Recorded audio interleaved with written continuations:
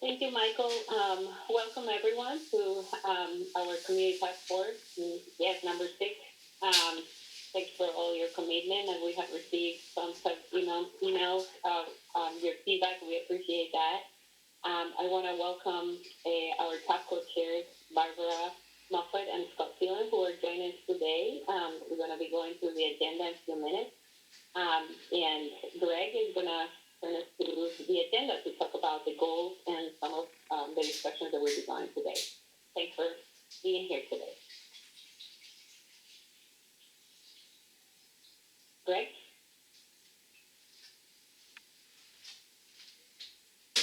Oh, Mayor Nichols, I think you're still on mute.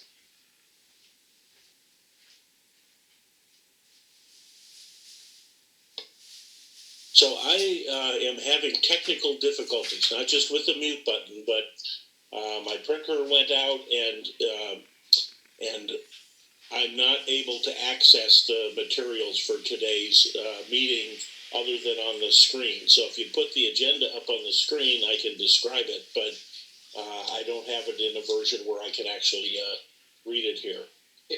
And apologies, Mayor Nichols, it looks like the shared content came out, but can everybody give a thumbs up if they can now see the shared content? Okay, at least see. And Pauline, okay, great. There is now something to look at. All right. And so we'll advance one more slide, Adonis, and we'll be caught up to where we should be. Perfect, right there. So we've got our breakout again today, as we think it's been successful in encouraging and allowing folks to participate much more fully, and so you should have a link for that.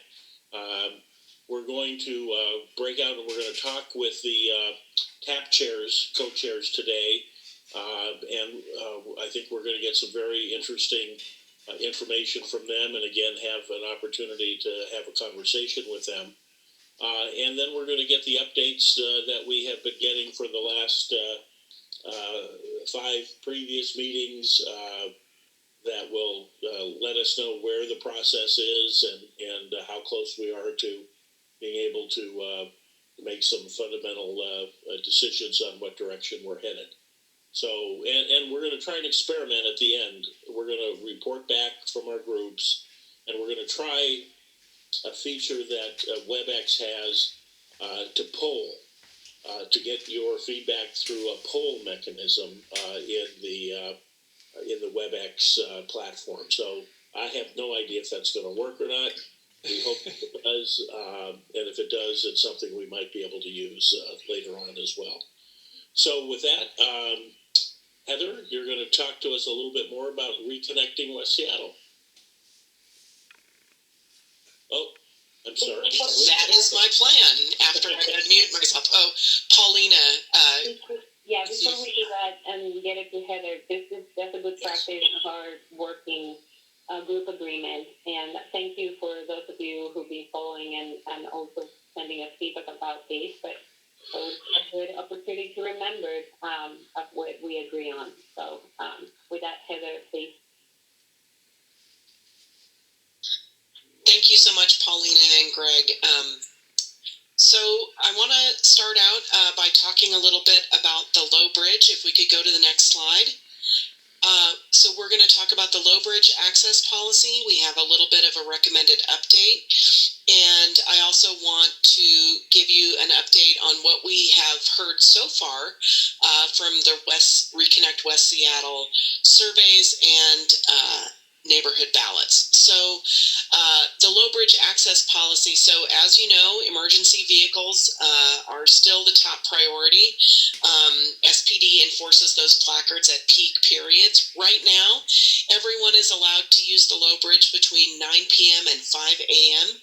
School buses, maritime industrial users that are proximate to Harbor Island for work purposes, not for commuting, 22 employer shuttles, 8 van pools of essential workers, and 113 ILWU workers that need to use the Low Bridge to access Terminal 5 from the place where they are dispatched. Today's recommendation is that we add 2 more essential van pools to bring that total to 10, and then share 13 placards for the West Seattle Chamber of Commerce and the Junction BIA to share out among the businesses in West Seattle that need the low bridge for materials access and the rest. So we have had at least 2 other discussions about the low bridge access policy, and so I want to make very clear right now, if any of the panelists have a concern or some support for our additional 2 essential worker van pools and 13 placards for the West Seattle Chamber and the Junction BIA, now is the time to speak. Anybody? Deb Barker has a question. Please confirm essential van pools are not King County van. They are King County van pools, but they are King County van pools that are serving hospitals primarily. They suit up in like full suits, so they are, though they cannot be physically distant in a van pool, they are completely covered up with all the necessary protective gear. Okay. It looks like we have some support from Vigor as well as anybody else? Anybody from the West Seattle Chamber or the Junction BAA have something to say here? Can't get unmute. Am I unmuted now? Yes. My mute keeps turning on every 3 seconds. If some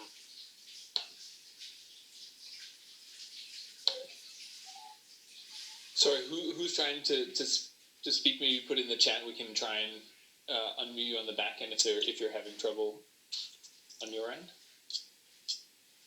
Austin with the chamber's trying to speak. Hey, Muted every couple seconds. Can somebody on the back end try and unmute Dan if he's having trouble on his end?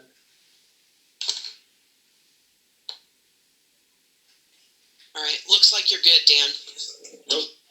Went back on. He's right. Huh. Sorry, it's muting him even when I unmute it remotely. Sorry about that, Dan. Are we? I think it looks like I'm unmuted. Okay. There we go. Okay. Give it a shot. Okay, perfect. Yeah, I saw in the chat last week, and I've had a lot of pushback from members of the chamber, and some investigation. Looks like the 113 ILWU passes from talking with the port is mainly for Friday access for a boat that comes in on Fridays. If that's incorrect, please correct me. We appreciate the 13 passes, but we do have 500 businesses over here that are in a recession with COVID and now lack of a bridge. And 13 seems a little light. 13 is better than 0, but we'd like to see if there's a potential, if that is accurate on the Friday need for the ILWU, if there could be opened up access Monday through Thursday for businesses that need to get down to Soto for supplies, electricians, construction, restaurant, bar, retailers that need to get down there.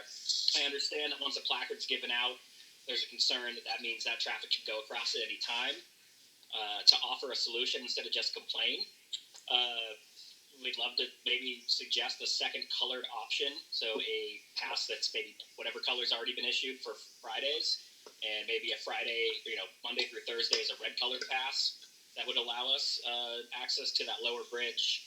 We're looking at 6 years of economic devastation for small businesses right now, and anything we could do more than 13 would be greatly appreciated from the chamber, and I'm assuming the Junction Association would be on board with that thought as well.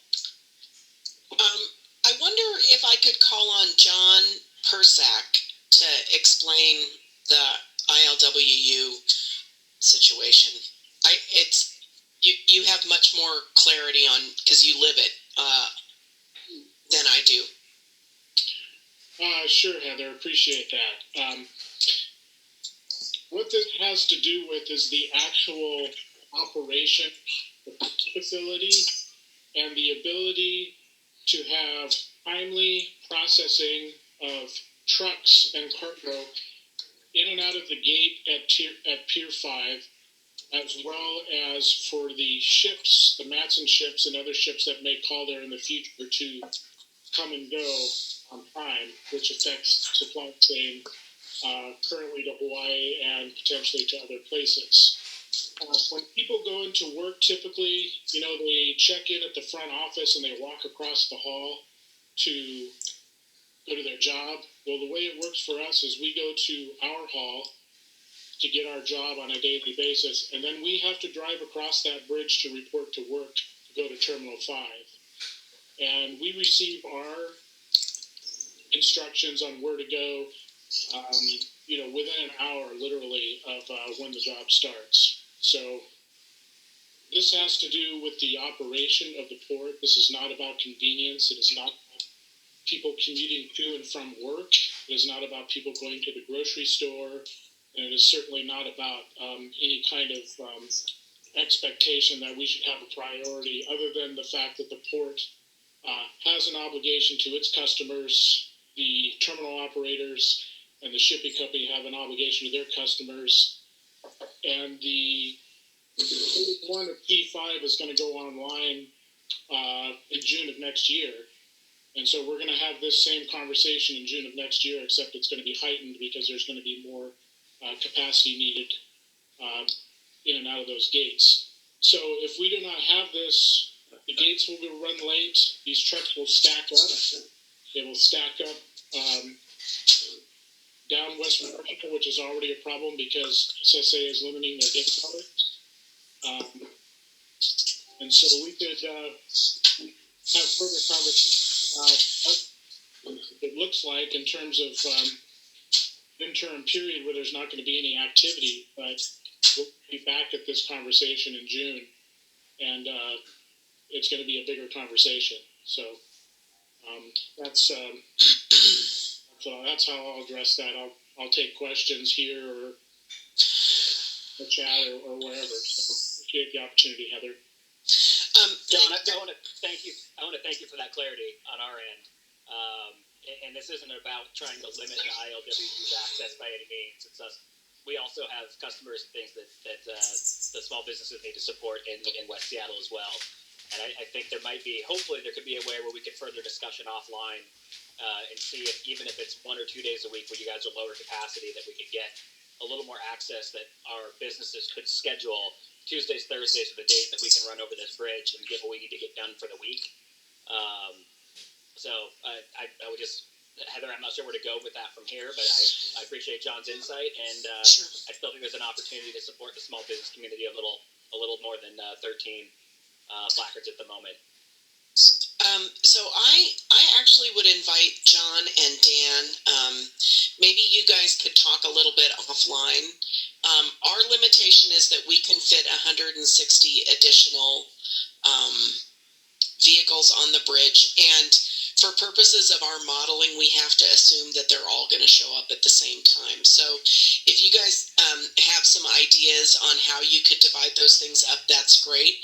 I do also want to remind everyone that these placards, we're only going to be using these placards through September when we start automated enforcement. And automated enforcement may provide us the opportunity for a little bit more finely grained enforcement. So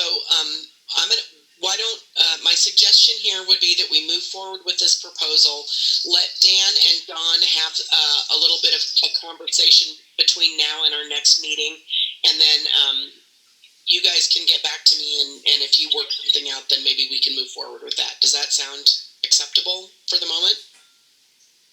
This is Dan speaking. That sounds great, and I appreciate the panelists letting us have this chat at this time, so thank you. I think I speak for everyone when I say that our hope was that this is the kind of conversation that we would have. I know it's hard when we're all remote. Can I follow up just very quickly? Yeah. Before this placard system was introduced, we did have a system that allowed us to make adjustments for the days when there was ship traffic. And my understanding is there was not an appetite to try to run two systems. And so, my fear is we're going to head back into that conversation because that is the system that was working to accommodate, other people for those other days. So I'm not really sure where that goes, but I'm definitely committed to having that conversation, and I'll definitely see where that goes. Yeah, two systems didn't work for the Seattle Police Department, so that's why we're trying to stick with one. Okay, can we move to the next slide, please? So this slide is so interesting. This has the Spokane Street bridge volumes by hour. And so you'll note that when we get down to that 9 p.m. hour, boy, oh boy, does everybody understand that that is the moment when then they can, when they're allowed to cross the low bridge. So I think our signage is working okay. I'll also note that that's the time when we are exceeding the volume of the bridge where that could start to impede emergency response. So this will continue to bring this data back to you. I also know notice that in the early mornings it's really low, and in the midday it's sort of in that mid range. It's not a typical traffic curve that we're seeing there. Next slide, please. So I wanted to take a little bit of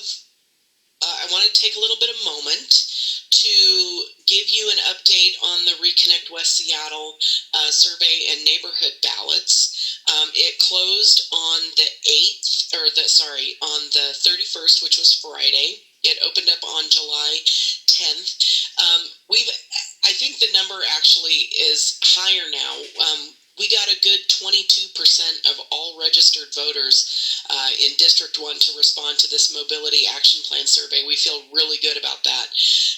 The neighborhood prioritization ballots, 1,600. Most of the responses came from the south part of West Seattle. Georgetown and South Park had a pretty good showing. Soto doesn't actually have a lot of folks who live there, so we weren't surprised by that. We did have surveys completed, 72 surveys were completed in language, and we have about 60 ballots that were completed in language, so all of those need to be translated and added into our data. Those paper surveys and ballots are still being collected. The final survey and ballot count will be available next week, so we'll make sure to update you with that. Most importantly, SDOT will be presenting an implementation plan to the task force on August 19th for your review and feedback. Our desire is to wrap that up so that we can start doing the work that is necessary to fulfill those things in September before it starts raining. Next slide, please. Oh, I'm sorry, Paulina. But is also going to be doing some presentation to summarize what we learned in the survey prior to the 19th. Right. That's right. We'll be meeting also with neighborhoods to show them what their neighborhoods came up with through the process and make sure that we didn't get anything wrong.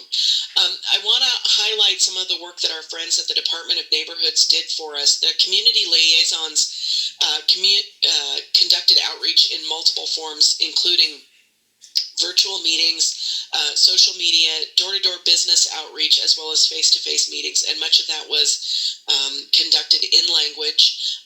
We worked with ethnic media, both print and digital, and our lovely Christian did a whole bunch of interviews in language to make sure that we were reaching all those folks. The materials were provided in 7 languages, Spanish, Khmer, Somali, Vietnamese, Oromo, Korean, and Chinese, and based on our research, those are the most common languages in the neighborhoods that we were trying to talk to.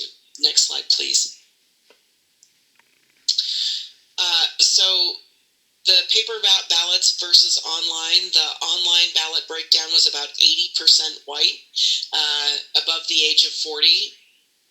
Paper ballots were mostly from non-English speakers and people of color. Most people filled out ballots live in the neighborhood, live in the neighborhoods, and learned about it through social media. The things that folks demonstrated to us they were most concerned about are traffic and congestion, pedestrian safety and accessibility, speeding, and environmental impacts and pollution. And those are in order of concern. The project priorities are currently being analyzed, including all of the write-in comments. Some of the projects that we got through the write-in comments are too large for us to complete in the next year, but they're definitely in the hopper for us to consider as we move forward. Next slide, please. So this was very interesting. If you look, this is a table that shows the mode share, so cars, buses, water taxi, bike, walk, work from home, carpool, van pool, employer shuttle, and other. And then we have the 2019 baseline, that's where we started out. Pre-social distancing, these are the numbers that the surveys told us how people responded, how people traveled before COVID. And then the next column shows how they are operating today, and then their plans for after social distancing. And so what I'd like to call your attention to is the top line cars, both during social distancing, after social distancing, and our mode shift goal. So it looks like 37% are planning either right now or planning in the future to travel by SOV, which is really close to our mode shift goal. So that's really amazing. We're not particularly surprised that folks are a little bit leery about buses. I think that will change as time goes on. I'm thrilled with the numbers for the water taxi and bicycles. And you'll notice that work from home is higher than we anticipated, but that is by no means a bad thing. Next slide, please. So we found that 29% of respondents would take the bus at least one day a week, and everybody gave us some input about what SDOT or SDOT and Metro could do to make that better and easier. 19% would take the water taxi, 16% would take their bike at least once a week, and 53% indicated that they would telework at least once a week. And that is really good news, because it is going to take everybody doing something a little bit different at least once a week for us to hit our goal of having the same amount of mobility, even though we have fewer lanes across the Duwamish. Next slide, please. So I want to note that our next steps are to analyze the data, and we have some check-ins with the community liaisons tomorrow. We're checking in with neighborhoods on the 13th and the 17th, and we're still working out time to meet with our friends in Georgetown. On the 19th, we're going to share the draft with the task force, and in early September, we are going to start implementing. Beyond September, we'll have ongoing discussions and additional project implementation. Next slide, please. Oh, before I move on, sorry, I forgot, Paulina. I also want to note that our friends at King County Metro Transit have released their mobility action plan for transit in West Seattle. So I encourage folks to take a look at that and read it, and let SDOT and Metro know if you have additional thoughts. It is now my pleasure to introduce to you Barbara Moffett and Scott Phelan, who are the co-chairs of the Technical Advisory Panel. They are the experts, along with their band of panelists who are helping us move through this process. Barbara? Hey, thank you very much. I think Scott's going to start this section. Okay, thank you, Heather. Yes, and on behalf of the TAP, I did want to note that our feasibility of repair statement has been made available to the public, and we want to present it here and take any questions on that. And the statement is that the TAP has not been presented with any information that indicates that a long-term repair is infeasible or economically unviable. And we therefore recommend that this option be retained and fully explored.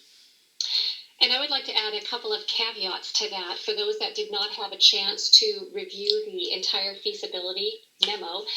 First is that there were a lot of records that were not available for the TAP to review from post-construction. Some of the as-built shop drawings, field notes, even the calculations were not available. So this is relying heavily on the non-destructive evaluations that have been done to date. Secondly, SDOT stated that the bridge would not have to be brought up to current seismic standards. It does not mean that if a repair is chosen that it wouldn't be, but just that at this stage, as we are evaluating whether a repair option should be further evaluated, it was not required.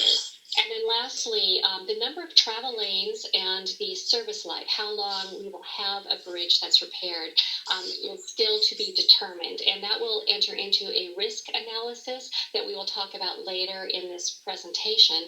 But we just wanted to kind of put those out there to let you know that there were some caveats we are evaluating. The memo is a point in time, and as things change, if there is an assumption that we have made that is significantly changed by further information, we may need to reevaluate that.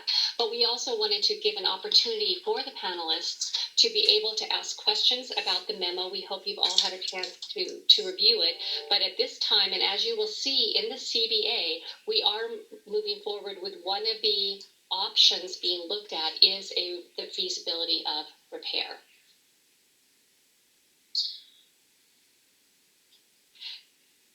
So I do see a question on no as-built for the TAP. How can that be? Part of this is COVID. So some of the repositories where some of these records have been retained, we are not able yet to access them. That's why I gave that caveat that as more information becomes available, we can actually evaluate this further. But the non-destructive testing and evaluation and the surveys that have been taken give a lot of information. There is good, solid information for us to move forward with. All of those, both with the engineer of record as well as on the TAP, have enough experience to be able to make valid assumptions to move forward with this. But it is something that we will continue evaluating as more information is available. And Barbara, if I could add, we do actually have as-built drawings. We don't have the shop drawings, and we don't have the stressing records, and that's related to the COVID situation. But we do have the as-built drawings. We do have it.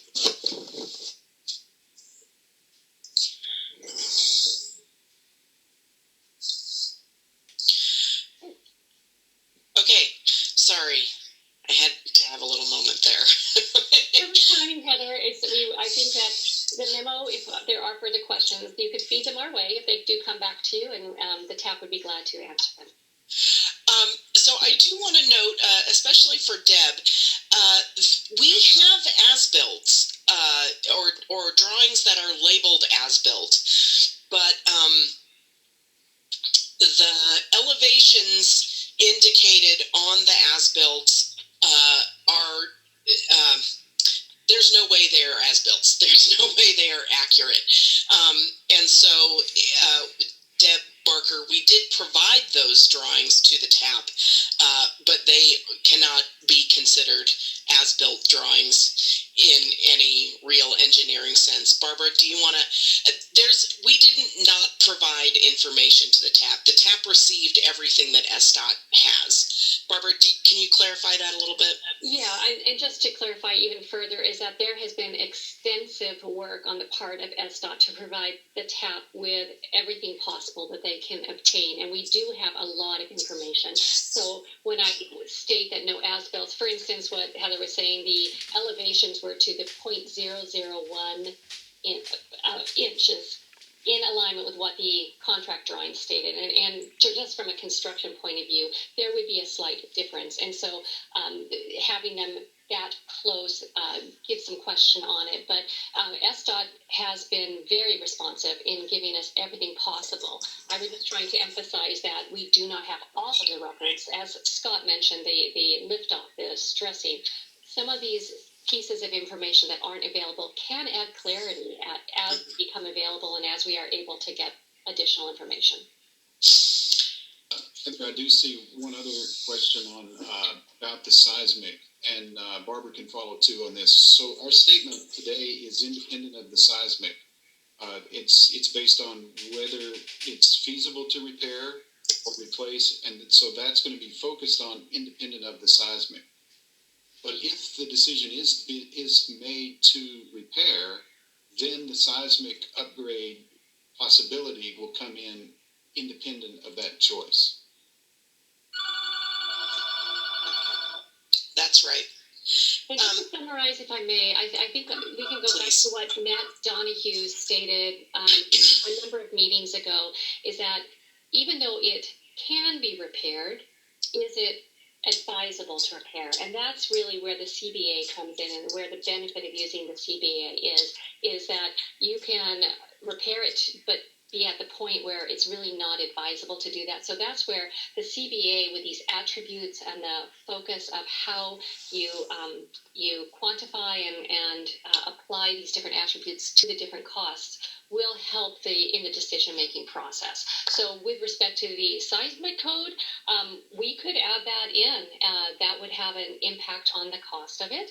And the feasibility, but that is not what the point is. Can it be repaired or replaced? And that's really where the CBA helps with what makes the most sense for moving forward. Okay. Thank you very much, Barbara and Scott. If it's okay, I want to move into a discussion of the cost-benefit analysis, and we'll be hearing from Barbara and Scott more as we move through this discussion. Next slide, please. So there's been some questions and some confusion about the cost-benefit analysis, so I just wanted to state what the cost-benefit analysis is and what it isn't. So it weighs the pros and cons of multiple options to inform one specific decision.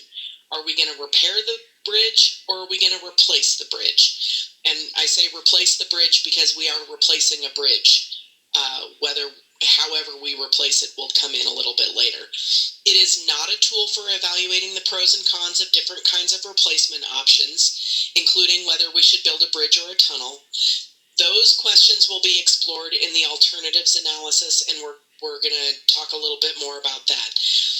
It will not provide us a precise cost estimate, though it does consider costs. So you may know that as you get to higher and higher levels of design, your cost estimates become more and more precise. So we're at like 0% design. So the cost estimates that we're going to take into consideration at this point are very, very high level and very, very imprecise. So it's so critical that it's going to be layered on top of the attributes. So it's not an attribute, but it's going to be layered on top of the attributes and factor into the final quantitative discussion. We'll discuss that a little bit more later.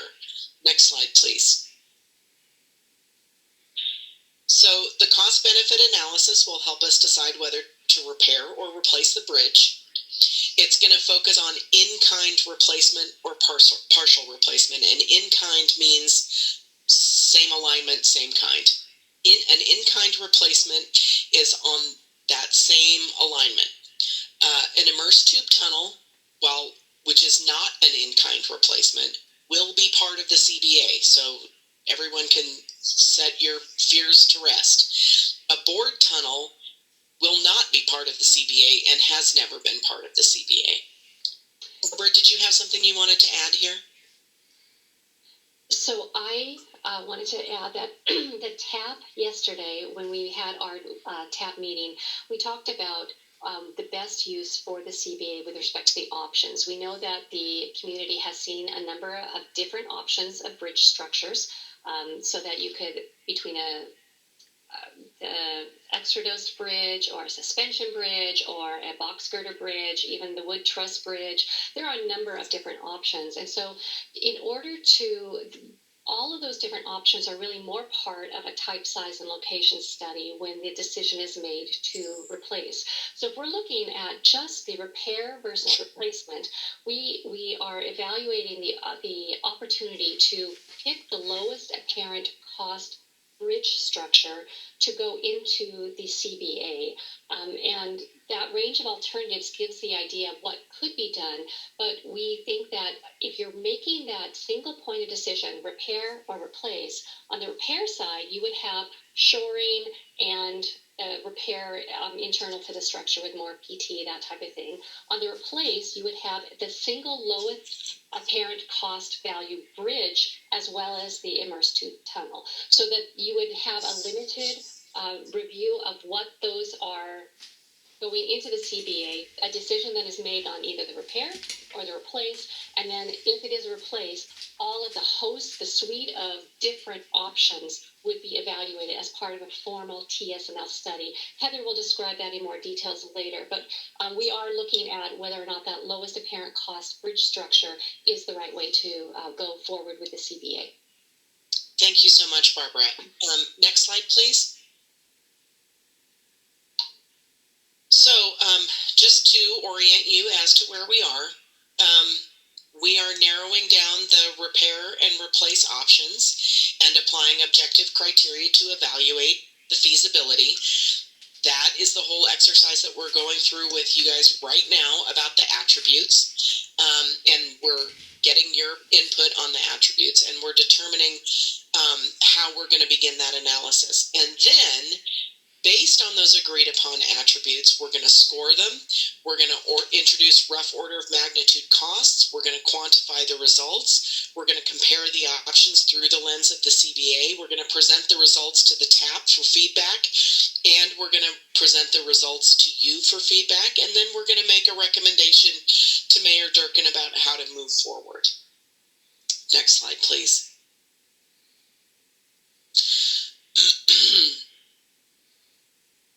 So we're going through, oh, sorry, Barbara, did you have another thing to add on that one? Okay. We're going through a process of finer and finer, narrower and narrower focus. So right now we're deciding whether we're going to repair or we're going to place. And so once we decide whether we're going to repair or replace, we'll know how to move on to the next step. If we repair, we don't have to go on to a type, size, and location study. If we replace, or if we decide to repair and then replace, we do.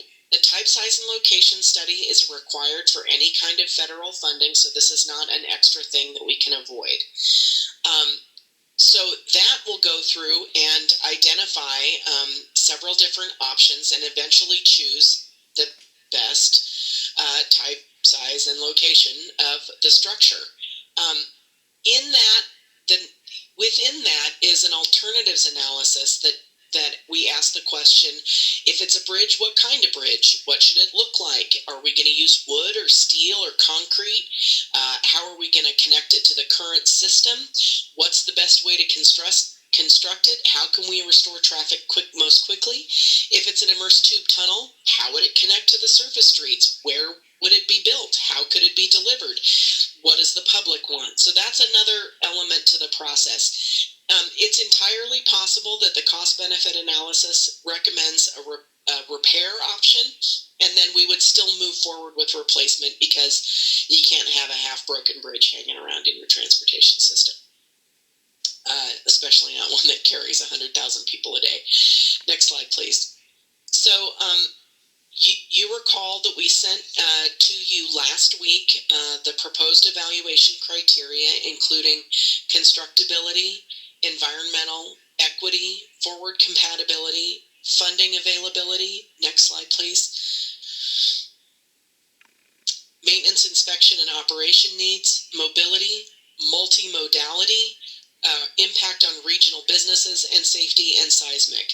And one of the things that we asked folks to do was ponder those criteria, identify whether there's anything that we had left off, and then take a crack at filling out the attribute matrix.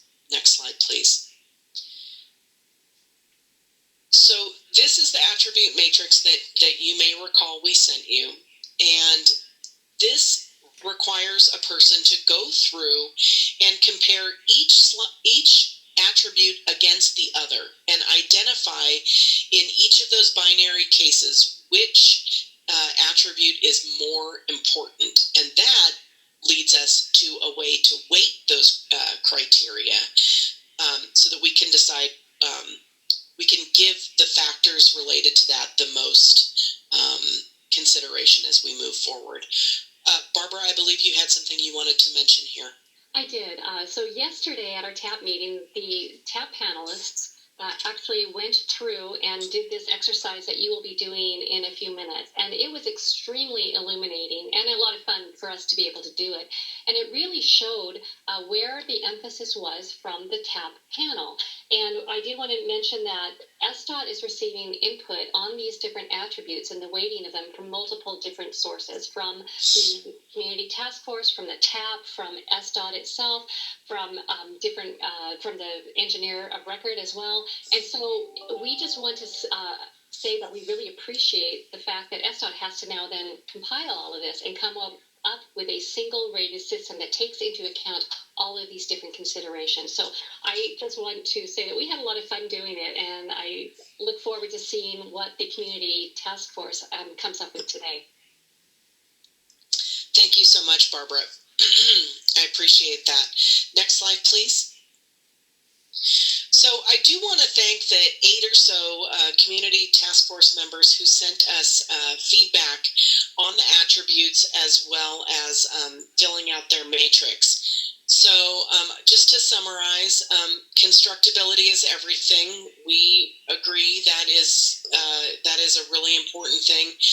Difficult to separate environmental from equity. That's true. It's also difficult to separate mobility from equity.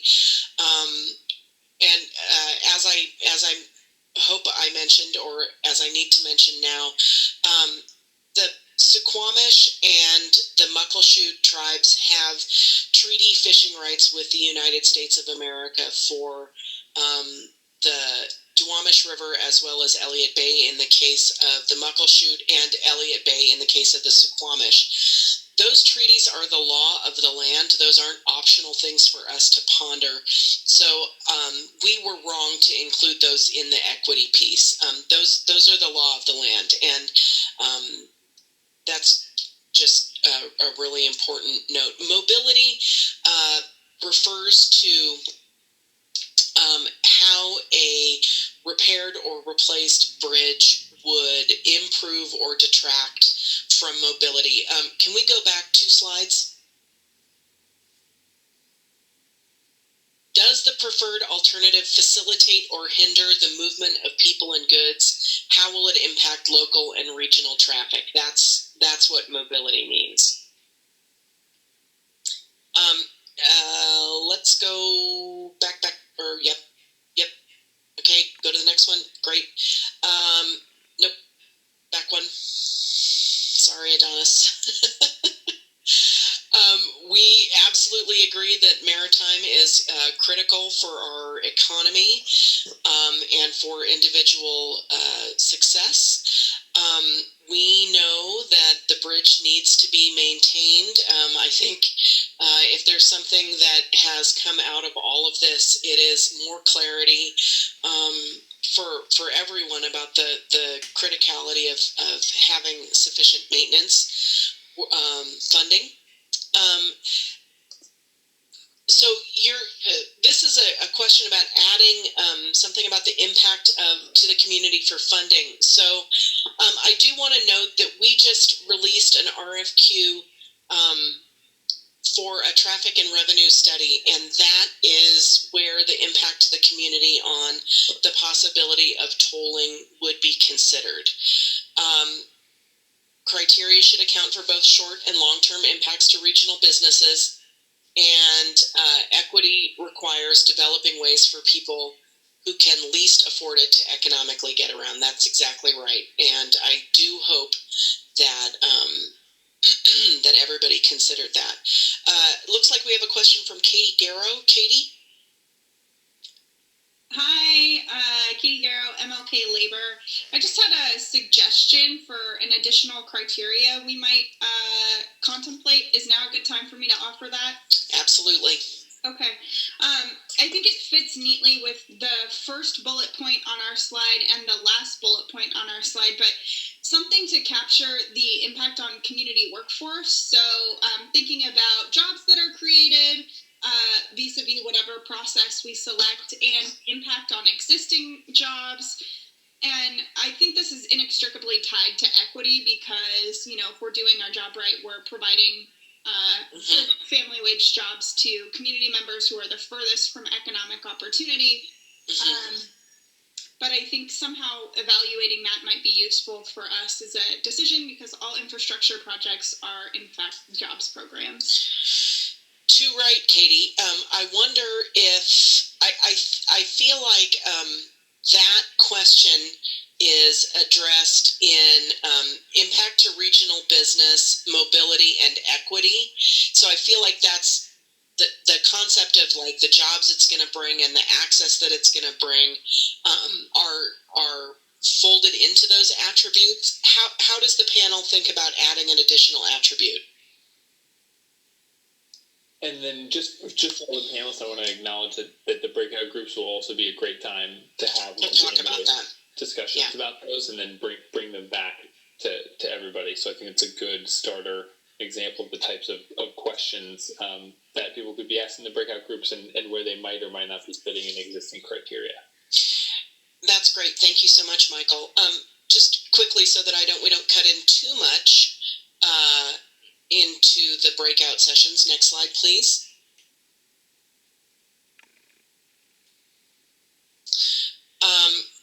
Clarify. Okay, how long? That is definitely part of the CBA. Tolls are being considered. We have RFQ out right now for someone to do that work. Wondering if housing costs would be something to consider here, and how we measure safety. It is safety for drivers and pedestrians. It's safety across the traffic system, which is everything that removes anything that moves in the right of way. Next slide, please. So, of the responses that we've already gotten, the most highly weighted criterion was seismic and safety, followed closely by mobility and constructability. Next slide, please. Okay, over to you, Michael. Actually, before we break out into breakout groups, I think Scott and I wanted to just take a quick moment, Heather, and mention what the TAP's next focus or where we're currently focusing right now. So, Scott, would you? Sure, thank you, Barbara. And I also wanted to, there's so many people on the call or WebEx, just remind you that the technical advisory panel, we are independent of the community task force, and we report directly to Lorelei Williams and to Sam Zimbabwe. And though they have not told us to hurry it up, we're going as fast as it's been implied. Okay, so we are working on it, and just want you to know that. And so going through these attributes, these are very important for us, and we're anxious to see what you come up with as well. We know that this is what is important to the community and to SDOT. But for the TAP, we are primarily focused on the technical feasibility. Right now, technical feasibility of repair or replace. So we will be looking at the attributes. We will be in the breakout sessions with you. But we are also, or even primarily, we're looking at the basis of design, not just the attributes, at both possibilities. That's our immediate task.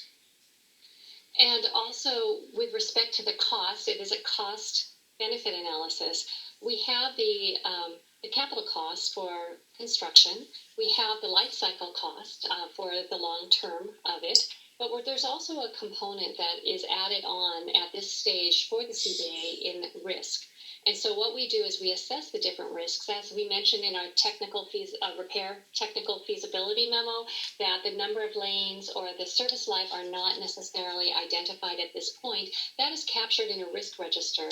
And after the risk register is developed, they are quantified and monetized. And so the risks that are associated with the different options will be monetized and added on to the cost of this. So as we do the cost benefit analysis, it is comprehensive, not just of the perfect scenario, but captures the risks as well. Okay, it looks like we're cutting in a little bit. into our time for breakout groups. So, Michael? Yes. So. Oh, sorry. Oh, go ahead, Paulina. I just wanted to remind, the community stakeholders that we designed these meetings so we can have a deeper conversation about the criteria and the questions. So we will be bringing this back into when we report. So I want folks to feel frustrated that they couldn't really mention some of the additional. There was a question there of how many people the stakeholder we were able to send for feedback. And Heather, I don't recall that number exactly, but we did get some feedback on those 7. Looks like 7 people responded. But the important thing would be to discuss today that we will be able to elevate those discussions as well. Also, I do want to be conscious of last recommendation, since this is a long time meeting, to have a little bio break. So I'm going to suggest that before we get into the breakout group, we get a couple of minutes, meaning to come back exactly at 1, and we're running out of time because we have planned to have 45 minutes of discussion. Michael, sorry I interrupted you. Something else that you wanted to add? No sweat. Let's go ahead, Adonis, and jump ahead 2 slides so people can see the breakout groups that they're in. And I would recommend that people, what we will do is we will lead this call and we will go into our appropriate breakout group. Everyone should have gotten a calendar invite with the appropriate link to Group A or to Group B. But we will also, as we've done in the previous, put into the chat links in case you don't have something on your calendar. Find your way there. Put your camera off and self on mute. Take a moment to use the restroom, but then please come back, because this will be a time where everyone has an opportunity to talk at much greater length with the presence of our TAPCO chairs and others about the CBA, the attributes, and there will be an additional opportunity at the end of this for people to provide additional feedback and actually weigh in on what they think are the most important